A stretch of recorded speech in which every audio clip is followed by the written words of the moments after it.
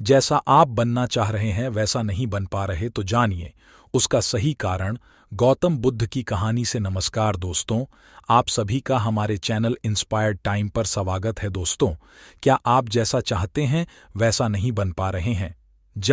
जो आप चाहते हैं वो नहीं हो रहा है तो आज की यह कहानी आपके लिए ही है दोस्तों। इस कहानी को ध्यान से अंत तक जरूर सुनना। दोस्तों, अगर आप इस कहानी को अंत तक सुनते हैं तो आपको इस कहानी से कुछ ऐसा सीखने को मिलने वाला है जो आपको आपकी लाइफ में बहुत काम आने वाला है। दोस्तों, आज आपके पास जो कुछ भी नहीं है वह इस नहीं ली है कि आपकी किस्मत में इतना ही लिखा है फिर आपकी किस्मत ही खराब है, बल्कि वह इसलिए है कि आप इतना ही डिजर्व करते हैं। अभी आपके पास उतना ही है जितने के आप हकदार हैं, लेकिन आपको इससे भी ज्यादा चाहिए तो आपको उसके काबिल बनना होगा। दोस्तों, ऐसा कौन सा गुण है जो आपको काबिल बनाता है? क्या आप उस गुण के बारे में जानना चाहते हैं? तो आप गौतम बुद्ध की इस कहानी को ध्यान से जरूर सुने। तो बिना समय को गवाए कहानी की शुरुआत करते हैं। दोस्तों, एक बात, गौतम बुद्ध को एक सभा में भाषण करना था और जब सभा का समय हुआ तो बुद्ध वहां आए और बिना कुछ बोले ही चले गए।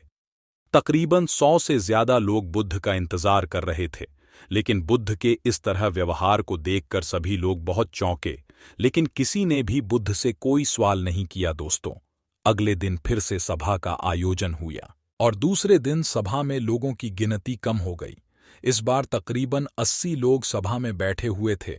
बुद्ध वहां आए और इस बार भी बिना कुछ बोले वहां से चले गए। लोग फिर से चौंके, लेकिन किसी ने कोई सवाल नहीं किया। अगले दिन सभा का आयोजन फिर से किया। इस बार सभा में लोगों की गिनती और कम हो गई। इस बार सभा में केवल 50 लोग ही आए हुए थे। बुद्ध सभा में फिर से आए और उन्होंने इधर उधर देखा और बिना कुछ बोले ही वहां से चले गए। उसके बाद कुछ लोग क्रोधित भी हुए, क्योंकि लोग अपना काम छोड़कर आए हुए थे, लेकिन किसी ने भी बुद्ध से सवाल नहीं किया। अगले दिन फिर से सभा का आयोजन हुआ। आप लोग भी जो कहानी सुन रहे हैं, आप भी मन ही मन सोच रहे होंगे, अरे कितनी बार सभा का आयोजन होगा। और आप लोगों को भी कहानी सुनते गुस्सा आ रहा होगा, और जिन जिन लोगों को भी इरिटेशन होना शुरू हो गया है उन लोगों को ये कहानी बड़े ध्यान से सुननी चाहिए, क्योंकि ये कहानी आपके लिए ही है। अगले दिन फिर से सभा का आयोजन हुआ, लेकिन इस बार सभा में सिर्फ 30 लोग ही थे। और उसके बाद बुद्ध सभा में आए और मुस्कुराए और फिर से बिना कुछ बोले वहां से चले गए।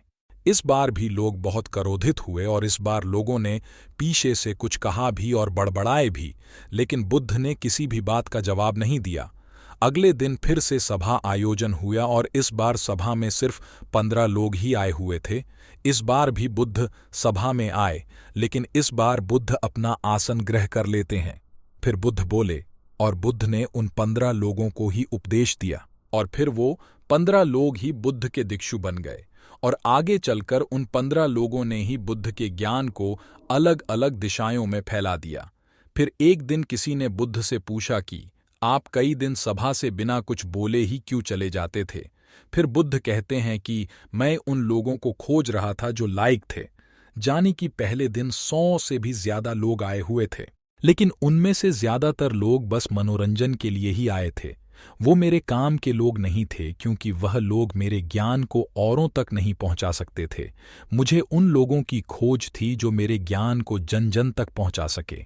फिर वो व्यक्ति पूछता है, लायक कैसे बने? बुद्ध कहते हैं कि जिस व्यक्ति के अंदर धैर्य है वह अपने जीवन में कुछ भी पा सकता है। सभा में जितने भी लोग आए हुए थे उनमें से अंत तक उतने लोग ही रुके जिनके अंदर धैर्य था। चाहे तुम्हारे जीवन में तुम्हारा लक्ष्य जो भी हो, लेकिन तुम बिना धैर्य के सफलता के चरम तक नहीं पहुंच सकते। फिर वह व्यक्ति बुद्ध सर पूछता है कि कोई व्यक्ति अपने भीतर के धैर्य को कैसे बढ़ाए?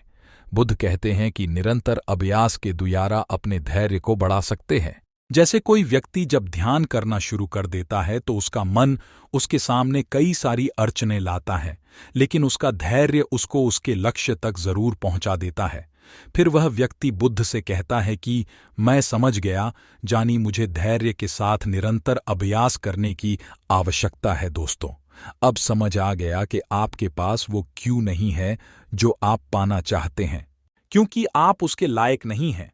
आप उसके लायक तभी बनेंगे जब आप अपने भीतर के धैर्य को बढ़ाएंगे। और धैर्य कैसे बढ़ेगा? धैर्य बढ़ेगा निरंतर अभ्यास के द्वारा। और अभ्यास कौन करेगा? अभ्यास करेंगे। आप फिर करते क्यों नहीं दोस्तों? खुद से ईमानदारी से एक सवाल जरूर पूछिए कि जो आप भविष्य में बनना चाहते हैं उसके लिए क्या आप धैर्य से कर्म कर रहे हैं? दोस्तों, अगर उसका उत्तर नहीं है तो अपनी असफलता के जिम्मेदार आप खुद होंगे।